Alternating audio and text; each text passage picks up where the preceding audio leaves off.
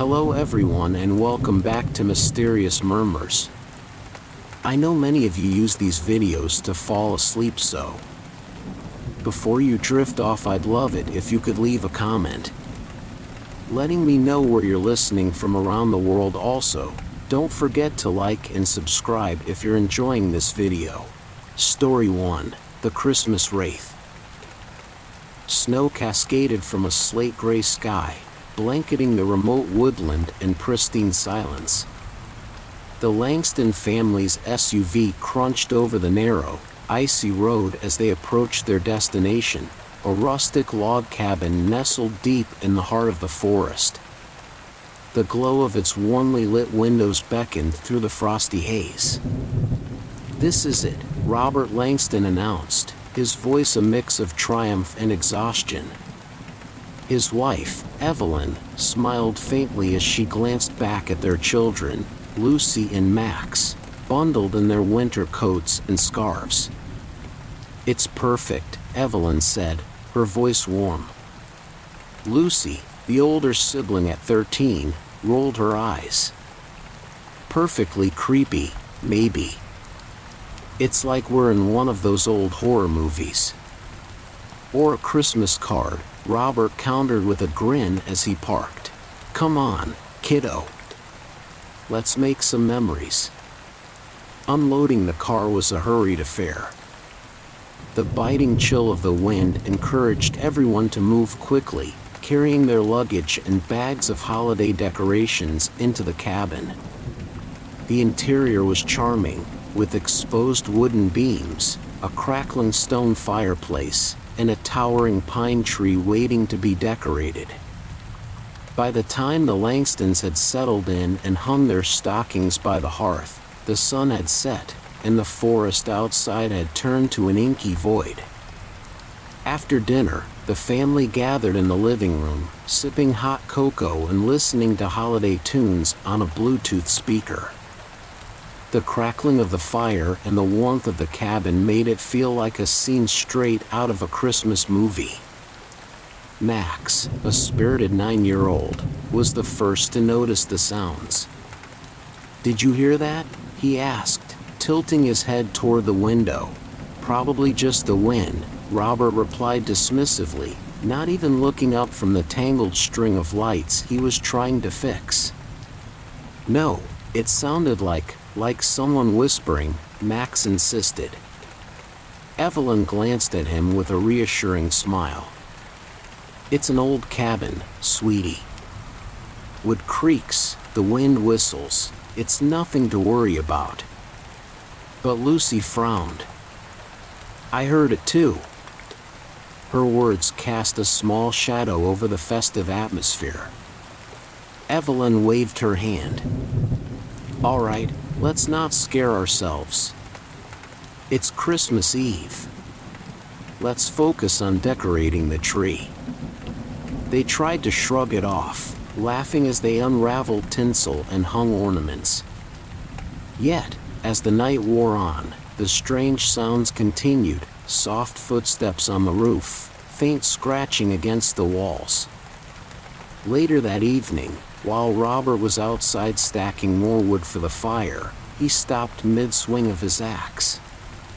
A sudden stillness had fallen over the forest, as though the world itself were holding its breath. "Hello," he called out, turning his head toward the woods. The trees stood tall and unmoving, their snow-laden branches casting eerie shadows in the moonlight. Then he heard it, a low, guttural whisper. Robert's grip on the axe tightened. "Is someone out there?" The whisper came again, this time closer. He couldn't make out the words, but the tone was menacing, like a voice carried on the wind from a nightmare. He backed toward the cabin, the axe still in hand. Inside, Evelyn was tucking Max into bed when Robert stormed in, his face pale. "What's wrong?" she asked, her voice edged with concern. "Probably just an animal," he said, forcing a grin. But Evelyn knew her husband well enough to see through the act.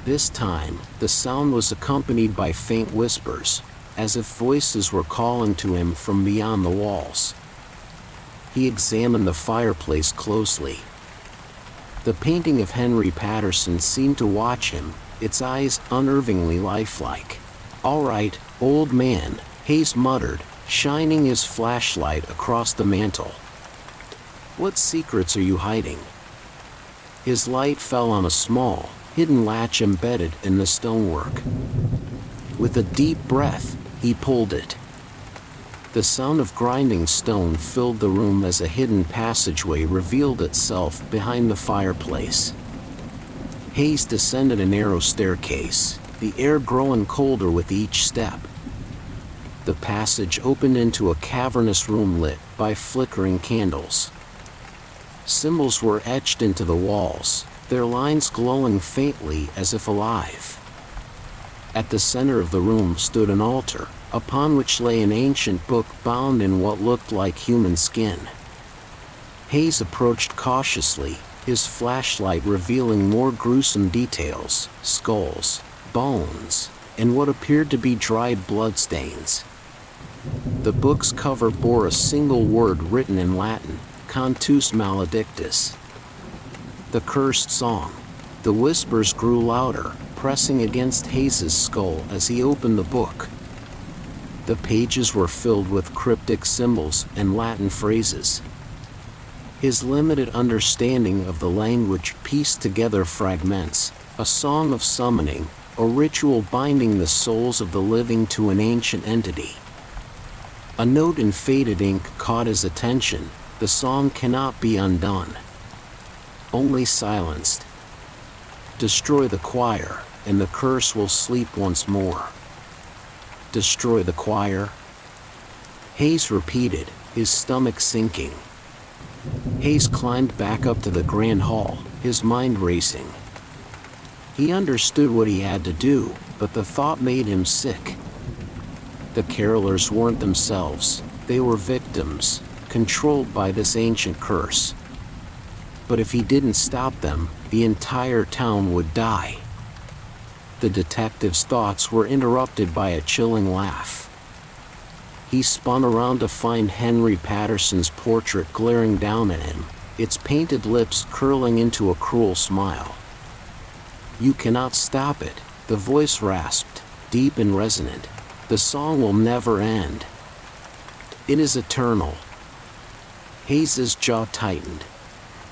"We'll see about that." Back in town, the carolers had cornered a group of survivors in the church. The once holy sanctuary was now a scene of terror, blood pooling beneath the pews. Hayes burst through the doors, his gun drawn. "Hey!" he shouted, drawing the attention of the carolers. Their heads turned in unison, their soulless eyes locking onto him. "Come and get me," Hayes growled, backing out of the church. The carolers followed, their movements unnervingly synchronized. Hayes led them toward the frozen lake on the outskirts of town, where he'd prepared his trap. He ran across the ice, his boots skidding slightly as he reached the center. The carolers followed, their unnatural grace keeping them upright. When they were all on the ice, Hayes stopped and pulled the crowbar from his belt. "Sorry about this," he muttered. With all his strength, he swung the crowbar against the ice, shattering it beneath their feet. The carolers plunged into the freezing water, their distorted songs turning into gurgling cries. One by one, they sank, their faces disappearing into the icy depths. By dawn, the town was silent once more. The surviving townsfolk emerged from their hiding places, their faces pale and their eyes hollow. Detective Hayes stood at the edge of the lake, staring at the jagged hole in the ice. He knew the curse wasn't truly gone, just dormant, waiting for another Christmas Eve to awaken. But for now, Coldwater was safe. As he walked back toward town, the faint echoes of a haunting melody lingered in the air,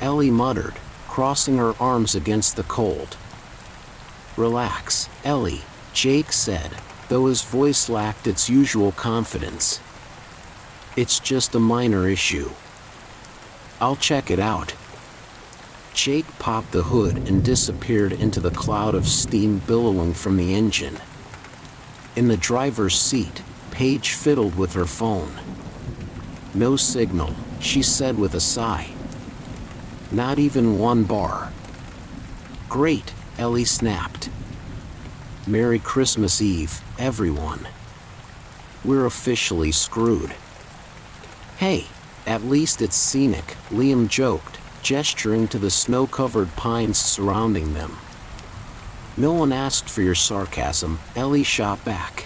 Guys, calm down, Sophie interjected, her tone soothing. We just need to figure out where the nearest town is. Someone has to have a landline, right?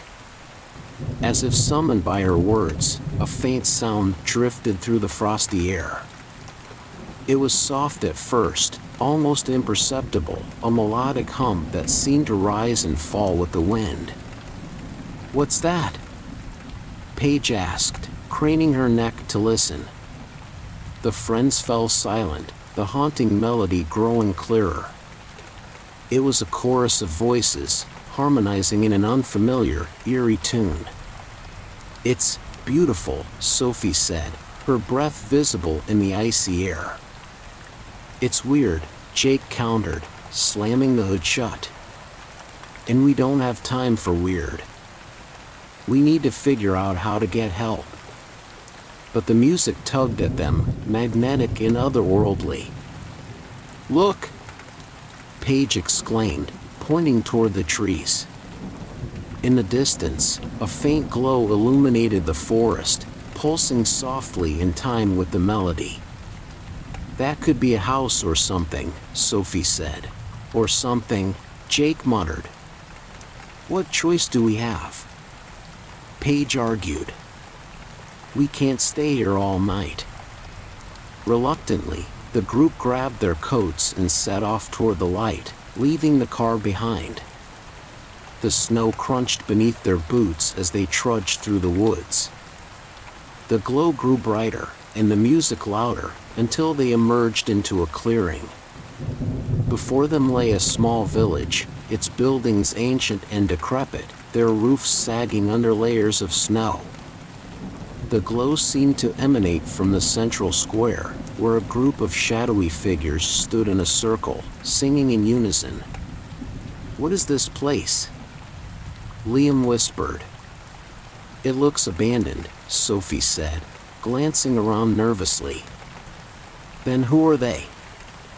Paige asked, nodding toward the singers. The figures were translucent, their edges blurring with the swirling snow. They wore tattered clothing from centuries past, and their faces were pale and gaunt. Yet their voices were ethereal, weaving a melody that sent chills down the friends' spines. Ghosts, Ellie whispered, her voice trembling. Don't be ridiculous, Jake said, though he didn't sound convinced. As if sensing their presence, the singers stopped abruptly and turned toward the group. Their hollow eyes glowed with an unnatural light. We should go, Liam said, taking a step back. But before they could retreat, one of the figures floated forward, its feet never touching the ground. Welcome, travelers, it said, its voice echoing as if from a great distance. You've come at the perfect time. The choir is in need of new voices. Nope, Jake said, grabbing Sophie's hand and pulling her back. We're leaving. You cannot leave, the figure said, its smile bone-chilling. You've heard the song. You are part of it now. The other figures began to advance, their forms flickering like shadows in candlelight. The friends bolted, scattering in different directions as the ghostly figures pursued them.